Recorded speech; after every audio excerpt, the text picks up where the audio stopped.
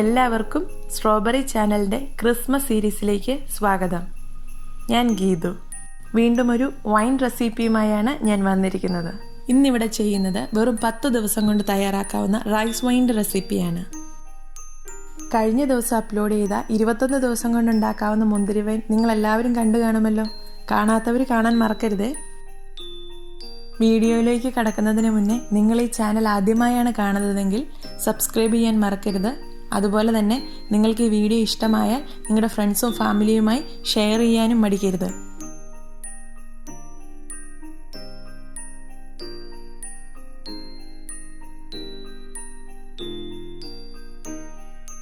Rice wine തയ്യാറാക്കാനായി 1/2 cup basmati റൈസും 1/4 cup ഉണക്കമുന്തിരിയും ഇവിടെ എടുത്തിട്ടുണ്ട്. അരി ബസ്മതി റൈസ് അല്ലെങ്കിൽ നല്ല ഇനം പച്ചരി എടുക്കാവുന്നതാണ്. ഇവ രണ്ടും നന്നായി കഴുകി വെള്ളം വാർന്നെടുക്കാം. ഇനി ഇതിലേക്ക് ആവശ്യമുള്ളത് 1 ടേബിൾ സ്പൂൺ നാരങ്ങ നീര്, 1/2 teaspoon instant yeast, 2 tablespoon മുളപ്പിച്ച ഗോതമ്പ്. ഇനി വേണ്ടത് പഞ്ചസാര. 1/2 കിലോ പഞ്ചസാരയാണ് ഞാനിവിടെ എടുത്തിരിക്കുന്നത്. നല്ല മധുരമുള്ള വൈൻ വേണ്ടവർ ഈ സമയത്ത് 100-200 ഗ്രാം കൂടുതൽ പഞ്ചസാര ചേർക്കണം. ഇനി വൈൻ ഇട്ട് തുടങ്ങാം. വൈൻ ഇടാനായി ഒരു ഗ്ലാസ് ജാറാണ് ഞാനിവിടെ എടുത്തിരിക്കുന്നത്. ഭരണിയോ ഗ്ലാസ് ജാറോ ഉപയോഗിക്കാവുന്നതാണ്. ഇത് നന്നായി കഴുകി തുടച്ച് ഉണങ്ങിയ കണ്ടെയ്നറാണ്. ഇനി ഇതിലേക്ക് ആദ്യം തന്നെ കഴുകി വാർന്നു വെച്ചിരിക്കുന്ന 1/2 കപ്പ് ബസ്മതി റൈസ് ഇടുന്നു. അതിനു മുകളിലായി 1/2 കിലോ പഞ്ചസാര ഇടുന്നു.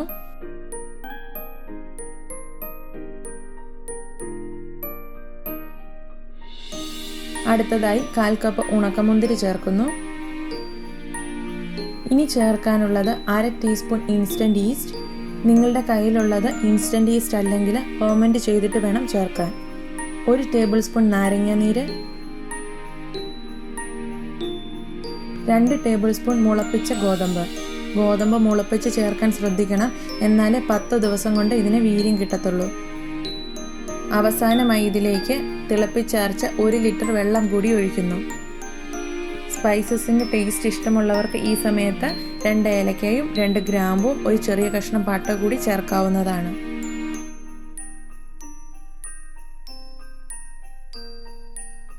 ഇനി ഇവയെല്ലാം നന്നായി ഒന്ന് മിക്സ് ചെയ്യണം. അതിനായി കഴുകി തുടച്ച തടിത്തവി കൊണ്ട് 2 മിനിറ്റ് അടി ചേർത്തൊന്ന് ഇളക്കി കൊടുക്കാം.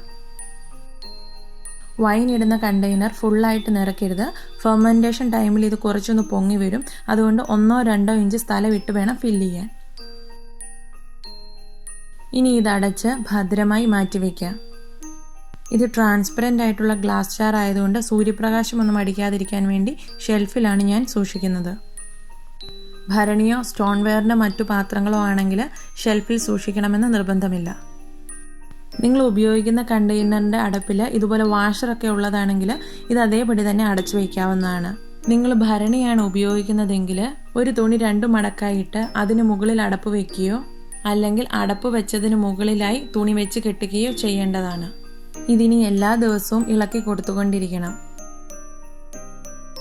ഇത് 1ാമത്തെ ദിവസമാണ്. ഉണക്കമുന്തിരിയും ഗോതമ്പും ഒക്കെ വന്ന് മുകളിൽ കിടപ്പുണ്ട്. ഇതിനി നന്നായി അടി ചേർത്ത് ഇളക്കണം. 1 മിനിറ്റ് ഇളക്കിയാൽ മതിയാവും.